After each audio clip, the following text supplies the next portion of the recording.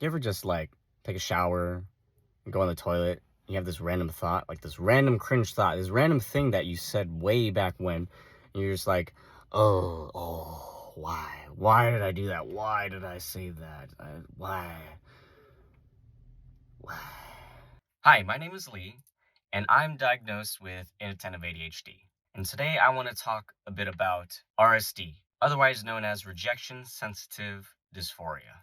RSD is an extreme emotional sensitivity and pain that is triggered by the perception that a person had been rejected or criticized by someone important in their life. And the key word I want to highlight there is perception. RSD may also be triggered by the feeling of falling short, or not being able to meet our own high standards, or even not being able to meet others' expectations. So according to what I had been reading about RSD, many people with ADHD experience RSD. Now, it may sound like people with inattentive ADHD and RSD are just sensitive, but it's not just that, and that's not even the point. Like, everyone in general hates the idea of, being rejected, being criticized. But for people with RSD, it's like we feel it on a more severe level. That feeling is much more painful for us. It's magnified not by 2, not by 3. It's magnified by 1,000. Like, it is an intense pain that we feel in that moment of rejection and criticism, especially when it comes from someone that we care about in our lives, someone important to us. So to give you an example, it could be things like talking or texting your mom or your best friend or your partner. I would ask them, how was your day? And I get a one-worded answer. That would send my mind in a million different directions, mostly towards a bad place. And I would think things like, did I do something wrong? Or did I do something to make them mad? Like, what did I do to make this person give me a one-worded answer? And that's the crazy part, right? It's like we're having all of these negative thoughts kind of seemingly from nowhere. But the reality is it's because of RSD. It makes us so sensitive in that moment that we perceive as a rejection. In that one-worded message, we think all of these things are happening because we feel we're not good enough. We feel like we're actually dumb, or we actually did something to make that person angry, when in reality, it's none of those things. And we're not even considering the fact that maybe that person is just busy. Maybe that person is sleeping, or maybe they're just, not someone who replies that well on the phone and would talk more in person. I don't know. It could be anything, right? But the point is that our minds don't gravitate towards those other options naturally. And let me tell you why that's dangerous for people with RSD, especially if it's someone who isn't aware that they may have inattentive ADHD or even RSD. It's dangerous because, let's say you're growing up undiagnosed and you're thinking all of those thoughts on an everyday basis in every conversation you have with people, especially from your loved ones. When you have those sorts of thoughts every single day from every single conversation, you start to believe that all of those thoughts you're having in that moment are real about yourself. And I can say that's dangerous because I've lived that myself. Growing up, not even knowing about my condition, not knowing about things like RSD, I always thought that people hated me, or that I always did something wrong because of just the way that I am. It gets dangerous to the point where your self-esteem, your image of your self-worth is terrible, like so bad. If you're someone who's so used to self-deprecation, like just saying things, like let's say you're playing games and you make a mistake and you're like, I'm trash. In some ways, that's funny and all, but when you keep saying that kind of thing to yourself every day, subconsciously, deep down, when you're not thinking about it, you will believe that to some degree. And that's when it gets really dangerous, because it really affects how you view yourself in the world and how you do things every day. It prevents you from going out to, like, let's say, asking someone out because you believe you're not good enough. It comes down to things like that, where you just don't have the confidence to do even the smallest things in the world around you. Let me tell you what it does to me. especially while growing up and not knowing about any of this kind of stuff. I would try my best to figure out every single person that I talked to. I would figure out what they liked and what they didn't like. And I would really put all of my attention and focus on doing things that I think that this person would like. Because I subconsciously don't want to displease them. I don't want to make them angry.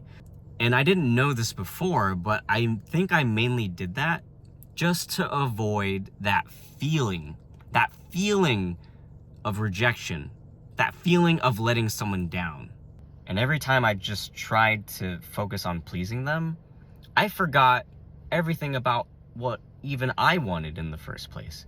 Why I was there in that situation, or why I was there talking with that person, trying to do something else, trying to talk about something else. And what I actually end up doing is I end up accepting situations or even projects that I didn't want to have anything to do with. But I would still say yes and do it just for their sake. Because of that fear of letting them down. That's how crazy it gets, because if this goes on for years and you're trying to get a college degree, you're trying to make something of your life, and you're trying to, I don't know, do things that you want to do, and you can't do that, it's because of that fear of rejection, that perceived fear. Like, isn't that crazy? Isn't that so ridiculous? And yet it is so real at the same time for someone who has RSD, who has some type of ADHD. That is how bad it can get, how it has been for me. It's kind of like this. It's kind of like, okay, imagine that you've been working for 6 days straight and you really need a break. And then all of a sudden, a coworker calls you, or your manager calls you out of the blue, and they're like, hey, I need you to cover for this day that you happen to be free of. Like, will you do that? We really need the help. We're going to be super busy. We're going to be slammed. But you need a break. You probably planned a day to just rest, to have a vacation day, to even go out of town, to go to Starbucks to have a coffee, and you're just going crazy because of working 6 days straight. But you say, okay, I'll do it. I'll work. Because you're afraid that your manager, your coworker will say something like, oh man, I just wanted to see if you could work. Like, everyone here is working so hard already. You know, everyone hasn't had a day off. Why couldn't you? And that's fine. All right, go have your day off then. Like, that's so crazy. That fear of rejection. Imagine going through that every single day. Even if that situation weren't real, like, that fear could prevent you from even taking care of yourself, from giving you that day off that you desperately need, that you just need the rest to be able to even keep working, right? And it would be even worse if that situation were real. I've been in situations like that where it is real, and where people would use that against me because they know that I would feel bad for saying no. That would be way worse. And that is because of your fear of letting people down. So when you're living that way, and you're living in fear of letting people down and not putting yourself first, that's where things start getting really bad for you. Because instead of choosing to take care of yourself, you're putting all of your time and energy into things that don't necessarily matter. Like, even if you don't cover for this person at work, that business isn't gonna die. No one's gonna die, unless someone actually dies. Even if they did, sorry to say, it's not on you, It's not your responsibility. You deserve to look out for yourself too. You need that time to rest. You need to be your own best friend, your own best boss. You need to be the boss that actually gives you the time off that you deserve. Because sometimes there are people like that don't do that for you. And that's the other thing too. Sometimes people like us, or people like me, we get so used to relying on other people to do the right things for us, but they never do. And that's not their fault. It's more of it is what it is kind of deal. And that's where I feel like it becomes important to learn how to be able to do those kinds of things for yourself, to learn how to care and be kind to yourself, to give yourself the things that you really need. because you have the power to do that. The challenge, the struggle, the true struggle is that not a lot of people are aware of that or don't know how. They don't know how to do it. And I'm here to try to hopefully help you understand that you can do something about it. And not like right away, but it's possible. It's possible. But I think it gets really, really bad when you want to do something, but you just stop entirely. Like you just give up on doing that said thing because you're afraid of some kind of rejection. Things like dating. You could be so afraid to even date anymore because you're just so worried about getting yourself in a situation that's just anxiety invoking. Or you're afraid of rejection. You're afraid of that failure. Or even applying for new jobs. You're afraid that like it just won't work out. You're afraid that things may just end up the same. You may end up with the same poopy coworkers and you may just not make enough. So you just give up and you don't apply. Or even going out to your own kitchen to make food because you don't want to talk with that toxic person that happens to be a roommate who could use what you say as bullets against you, emotional bullets. You just give up and you just don't do it. That's when it's terrible. And I've lived that. I've drifted so many years in my life relying on other people's expectations of me, like thinking that what they thought was good for me was also good for me. I've believed that for many years, and I've done that for so long to the point where I ended up somewhere where I didn't want to be.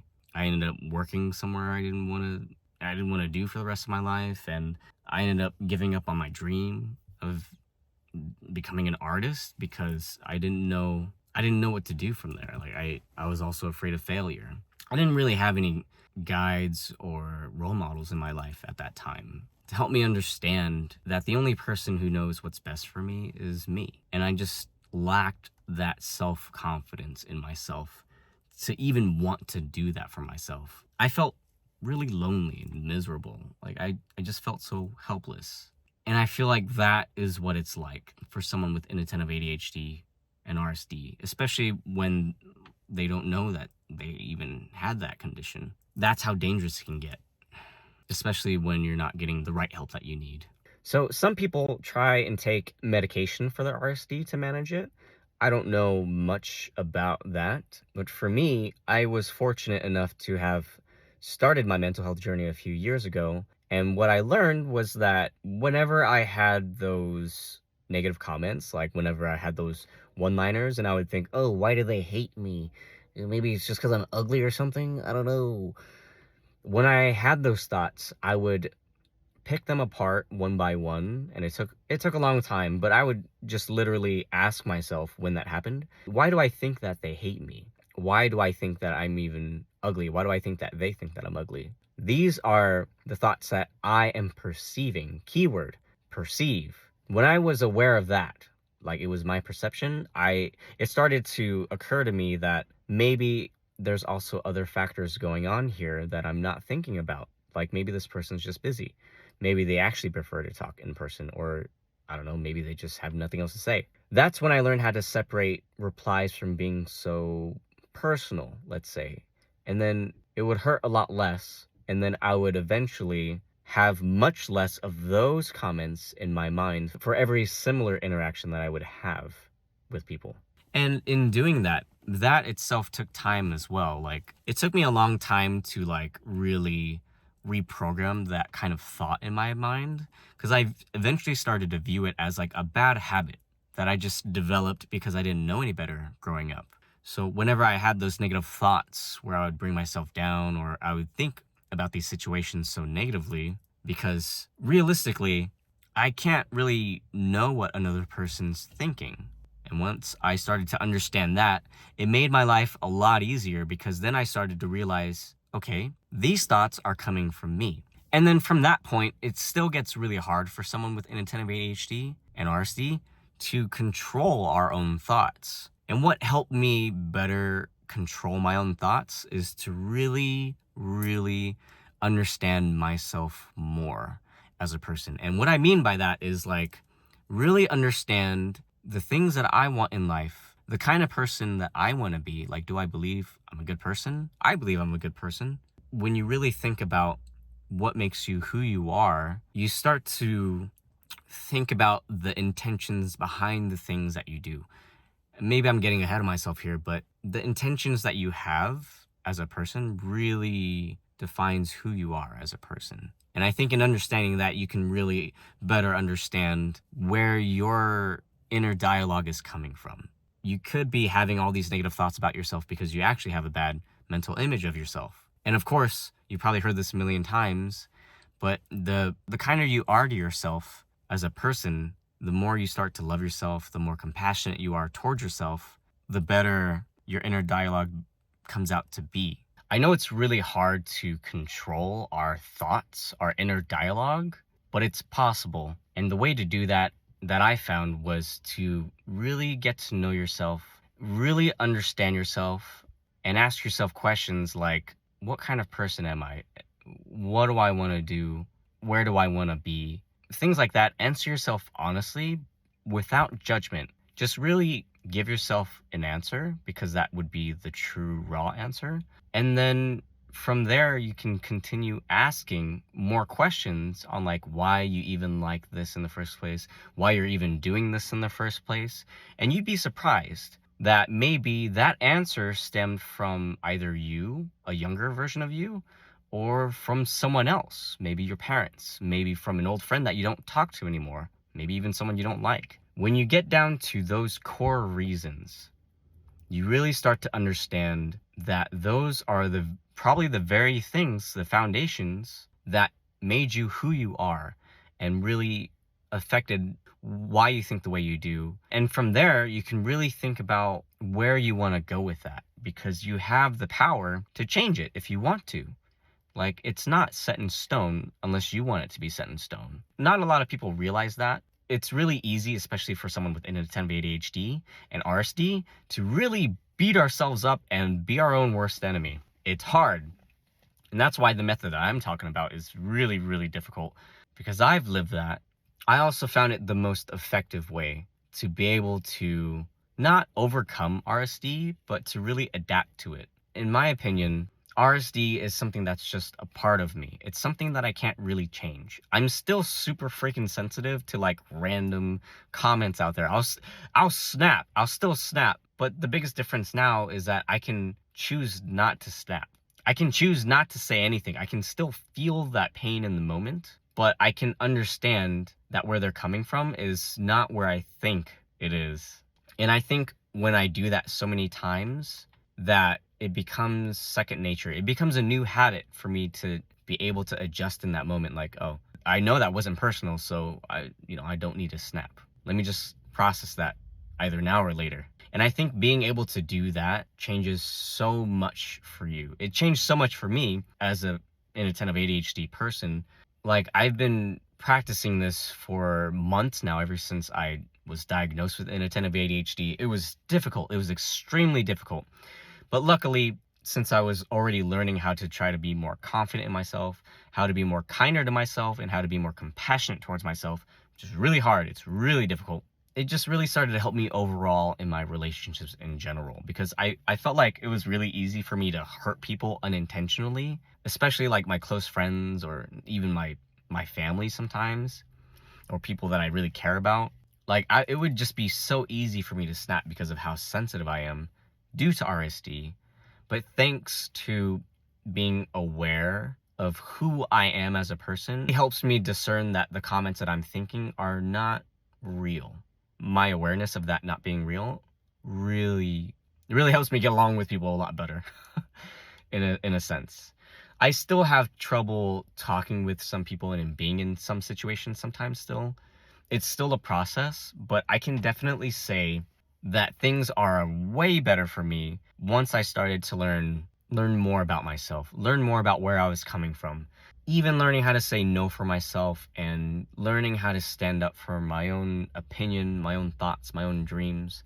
Doing all of these little things for myself somehow starts to make everything come together. It comes down to me becoming more confident in myself, because that's how much more about myself that I understand. And I know that what I'm saying to this person is true and genuine, instead of like if they're gonna turn what I said into a joke or turn it against me, even in a playful way, I know that they don't mean it that way or that they're wrong because that is not my intention. I learned that what I can control is what I can control. I can't control what other people thinks. Even knowing that on its own is a huge help. It's a huge weight off your shoulders once you realize you can't control what other people think. You can only control what you think and what you do. Okay, maybe you can't really control what you think. It's really hard, especially for someone with inattentive ADHD. Thoughts will go everywhere in a million places all at once in a few seconds at a time. It is crazy. But you can control a bit of how you think.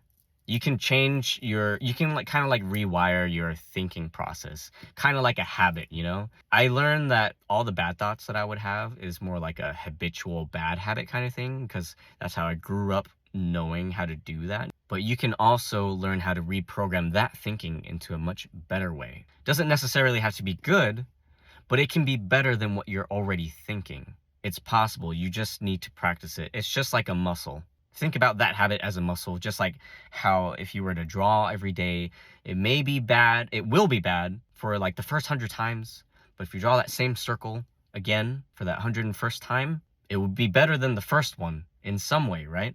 It's just like that. And it will be discouraging at first, but that failure is not meant to bring you down. I think failure in general isn't supposed to be something that brings you down. It's meant to help you. The failure is a stepping stone towards getting a step closer to where you want to be. And that's also something I wanted to say. It's all about your mindset too. Being open to having a better mindset. If you can choose to see things differently, if you can choose to see failure as not something bad, but as something good, or you know, it is what it is. The failure isn't meant to set you back unless you want it to. It depends on how you see that failure. You see what I'm saying? It's all about the mindset. How do you think about what you think about? That's another thing too. Maybe I'll make another video on that. I think I will. Sorry, I'm like kind of going on tangents here. My medication kind of wore off, so like I'm I'm not speaking as clear as I was when I started this video. But anyway, my point is, if you can choose to be open to changing the way you look at something like failure, if you can be open to that, changing your perspective on it, you would be surprised on how much farther you can go in the direction that you would like to go. And in this case, it's learning how to be kinder to yourself when you have that inner dialogue. Let's just assume that you can't eliminate that. And that sounds miserable, but take it from me. I don't have that inner dialogue as often as I used to. I still have it, but now I'm able to have a little bit more trust in people in a sense. But I think more importantly, I have a lot more trust in myself, especially when I started to understand myself, that I can control the things that are in my control. And in just knowing that, I'm able to actively learn how to change my thoughts. So whenever I still have, okay, I can still have like negative thoughts, right? But whenever I have it, now I can just take a moment and change that thought into something more positive. Instead of focusing on, oh, this guy might hate me, I'll choose to focus on, you know what, we've been through so much together and he's probably just busy. That alone is way more positive than the first thought I had.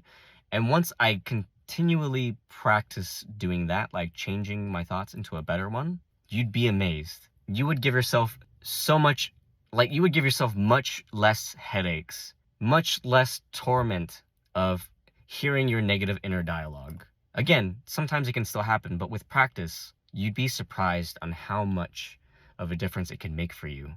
Because what you're doing is you're addressing the root of the problem. And I'm not saying you're the problem. That's not what I'm saying at all. I'm saying the root of the problem is your belief system that comes from deep within, which is not your fault. And that's the other cool thing. None of this really stems from you. It all stems from somewhere outside in the world. We were taught this. We were taught to be this way. We were taught to think this way. It's not exactly anyone else's fault. It's not the world's fault. It just kind of just happened to be that way, you know, and it sucks. We live in a world that's not really ADHD friendly. And I'm starting to understand that too. But I think what really amazes me personally, sorry, I'm kind of going on a tangent here, but I never thought that I could think this way for myself. I never thought that I could change my mindset to the point where I would think so much better of myself, so much better of my intentions, like towards people. Like, I mean, I've always had good intentions for other people, but whenever I had that inner dialogue, whether it's bad towards myself or towards other people in that moment, I never thought that I could actually truly be in control of that. It just takes a lot of baby steps. I mean, it takes a lot of effort, of course. Everything takes effort. It is a matter of just doing it at your own pace, being kind to yourself at your own pace until one day, like let's say you're doing this for 1 or 2 days. On that third day, you would probably be surprised on how much your attitude has changed towards yourself and maybe towards someone else. And it's because of the compassion that you're giving to yourself and for someone else. The more you understand about yourself, the easier it is for you to understand other people, as weird as that sounds. And that's just from my experience. And to kind of give you an example of what I meant by like having compassion towards yourself and being able to understand other people more because of that, a funny example would be like of me when I drive in traffic in California, Orange County. I hate driving in traffic. I hate driving on the freeways of California. I used to have the worst road rage. I mean, I wouldn't honk at anybody, but I'd want to. They're like, why is this guy cutting me off only to go back into his lane? Like, what was the whole point of that?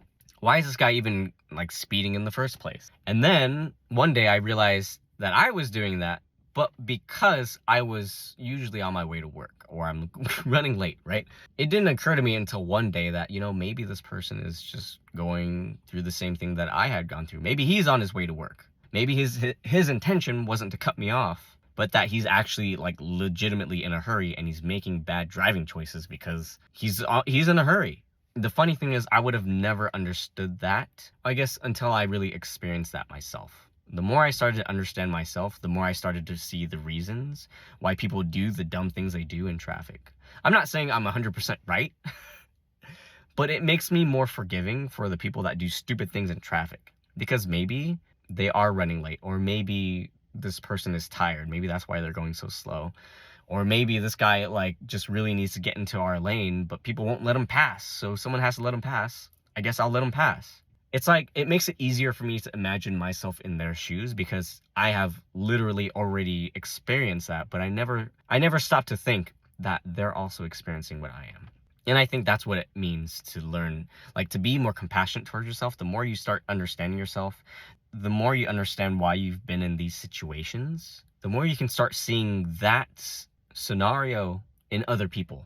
The more you can start understanding that other people have been in that situation too. Sorry, that's such a, I don't know if that was like a long-winded explanation, but that's what helps me. And I think that's what could help you too. What I'm doing there is I'm controlling the kind of thoughts that are coming out of my mind. When I first have that negative thought that this guy might be cutting me off, I have to remember that what I can control is whatever is within my own control. I can control my thoughts. And so if I choose to think that maybe this guy is just trying to go to work, whether that's true or not, okay? Whether that's true or not, if I'm actively choosing to believe that instead, makes your own life that much better. Because you're really letting go of the control. You're letting go of the control, trying to figure out what the other person is thinking. That's weird, right? That sounds really weird. It's like, am I like lying to myself? No, not really. Because if you think about it, the first negative thought that you had is technically already a lie to yourself.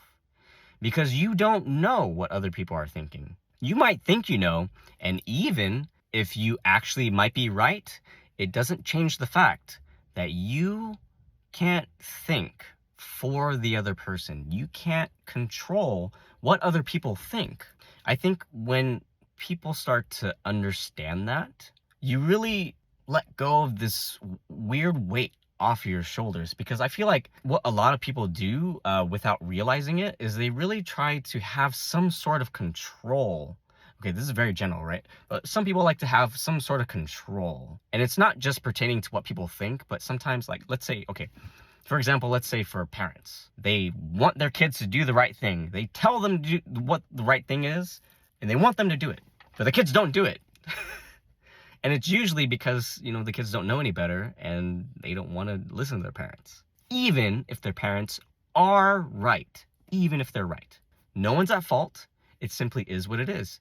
Sometimes, okay, in this context, Kids can only really learn the truth when they're open to learning the truth. Like sometimes they actually have to make the mistakes themselves to actually learn that truth and to learn that their parents were actually right. Sometimes that's just how it is, right? And I'm not just talking about parents, I'm talking about like anything in general.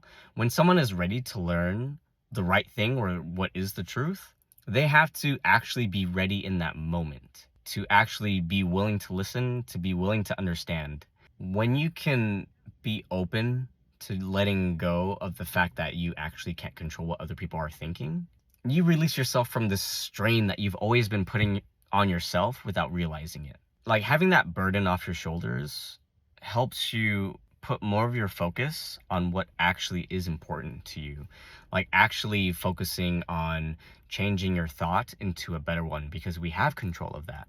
And then doing things like that is reprogramming yourself essentially, which is really cool. Like I never thought this was a concept until like I learned from people on YouTube, which is awesome. And I'm grateful.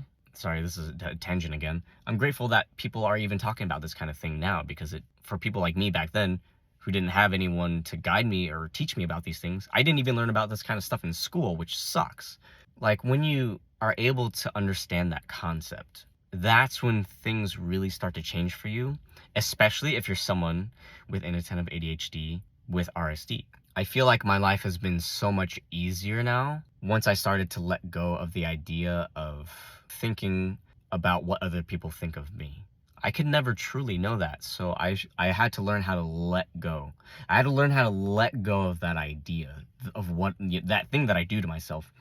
Like, oh, what did he just say? Like, the way he said it, I really don't think he's fond of me. I had to learn how to let go of that. Because how could I ever know unless I actually talk to the person and I actually get to know the person? That's why communication is like so important. It's so important, but it's also so difficult to do because of all of these social anxieties and rules and walls that we unintentionally and subconsciously put within ourselves, or sometimes that are put on us, right? It's crazy. It's crazy how all of these things just kind of happen to us and they all come together. And the beauty at the same time is that when you become aware of that, you can tear down those walls, you can reprogram your mind, you can make better habits for yourself, you can choose to do better things for you despite how hard it may already be. I think what's beautiful is the possibility that you can do it. And I'm not trying to brag or anything, but I'm living proof of that. I'm excited to try to help people understand that. It all starts with learning how to be kinder to yourself and being open to change. As long as you want better for yourself, I think that's the first step.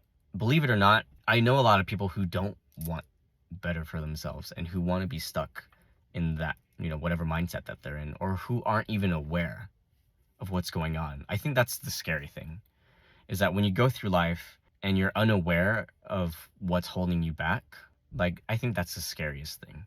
And maybe what's even scarier than that is if you are aware and you don't want to move forward, or you don't want to change, or maybe it's just that you don't know how. I no, what's scarier is the choice of not moving forward from that. Like, and then that's when you can ask yourself without judgment, like, why don't I want to move forward, or why can't I move forward? And it may just be that you just don't know how, and you could be shaming yourself because of RSD. You could be the one in your own way, and that isn't even your fault. But once you're aware of that, you can choose. You can choose, like, I just don't know how to move past this point, and I'm not sure how to get past it. This might sound strange, but once you can acknowledge that, if that's what's going on, that will be what lets you move forward. And you may not be able to find the answer yourself. That's completely normal. And I think that's why all this help around us exists. I mean, you've got YouTube. You don't have to listen to me. I'm just speaking from my experience. But there are people out there, there are professionals, and there are groups of people with inattentive ADHD. There are Reddit subjects, there are articles. I feel like all of this information is so accessible now. You just have to be open to wanting to look out. Like, keep looking for your answer, right? You just have to want to do that for yourself. Because I feel like you're the one who's in control of being able to do that. And again, that's not your fault. If you can't do that, or if you don't know how, you just have to be aware of that first. That's the beauty of it. You can if you want to. You can if you want to. And if you don't know how, you don't know why, that's okay. Be nice to yourself. Be okay with that. Just don't blame yourself. It's nobody's fault. It's just, it is what it is. Another thing I wanted to mention too is that even if there's an answer that's right for one person, that doesn't necessarily mean that it's the right one for you. Maybe that's an obvious thing to say, but for me, I'm someone who's tried so many things that other people have suggested, like whether it's online or in person, and it just didn't resonate with me. So for me to learn how to adapt with RSD, learning how to adapt to my negative thoughts, I really had to just find a way, a method that made sense to me. So like what I'm saying to you may not make sense, and that's okay. Be open to looking for new answers. Be open to looking for new things that you can try for yourself. That's how I did it for me. I really just tried all of these things, like learning how to control the way that I think, and learning how to acknowledge that my thoughts are my own, other people's thoughts are, their own. And when I started to like actively practice that, that's when things really started to change for me. And that's when I started to believing I'm doing something good and positive for myself. I wanted that change in my life. I wanted to be more confident in myself, and I wanted control of my life, some kind of control, right? Another thing I wanted to mention, which is kind of hard for me to describe, is learning how to be grateful. And like for me personally, I didn't really understand the concept of gratitude until like until I started my mental health journey, which was like in 2017. Really embarrassing to admit, but truly, once I started learning how to be grateful for the things in my life and for the things that I've done for myself, I think that really helped solidify the good things that I actually do for myself. Like I'm actually acknowledging them. I think that's probably the key word there. Like I'm acknowledging the good things. Somehow that makes my understanding of like, the negative thoughts in my head that much more better, because I'm understanding myself that much more when I acknowledge the good things that I'm grateful for. I was about to say that was hard for me to explain, but I think I said it. And speaking of things that are hard to explain, when it comes to RSD and when there's a situation that arises, like let's say I was severely hurt by something that like my friend said, and I start bursting into tears over something so ridiculous because my mind like came up with a scenario like of why they might hate me or whatever. And let's say they ask me like, "Oh, why are you crying? Like, did I do something wrong?" Like for me, when I get in that situation, I never know how to explain or describe why I'm feeling the way I'm feeling, why I'm even crying in the first place. I don't know how to explain that situation to him because those feelings are so intense and they like came out of nowhere that like I have no words to tell him because they wouldn't make any sense.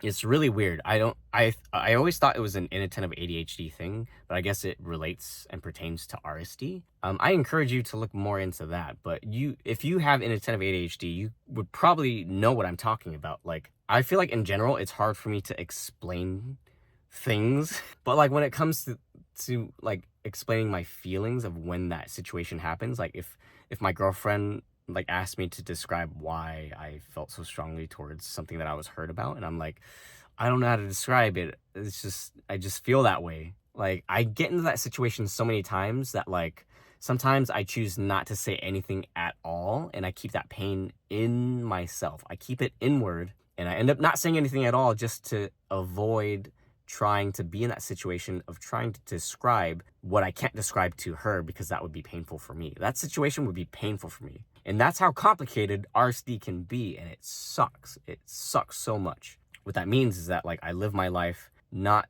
saying a lot about what I feel because I'm always avoiding that particular situation, and it's terrible.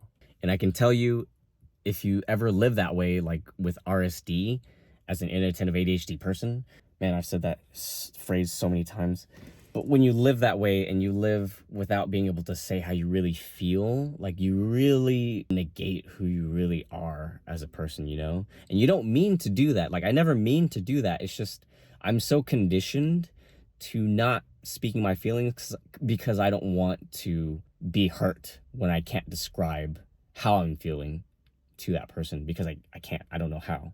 It's hard. Like, that's how intense RSD is on me. And it's terrible when you don't know what to do. And it's crazy because I feel like I think a few steps ahead in just avoiding that particular situation in general. I feel like if you have inattentive ADHD, you know what I'm talking about. It's like, oh, this person said this, well, then I probably won't say this because it's going to lead to this, and then it's going to lead to that, and like 5 other steps. And like, I'm thinking about all the steps to just avoid that one step that causes me the most anxiety. Oh my God. That's RSD for inattentive ADHD people. It's bad.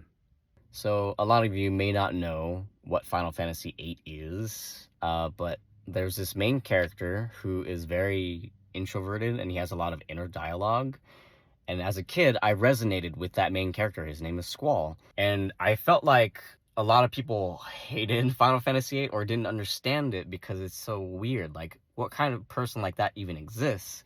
And I felt like I love Squall because I do what he does. All the situations and dialogue that he has with other people, like, whenever they ask him something, it immediately goes to his internal dialogue. It's like, I don't know, why don't you do it?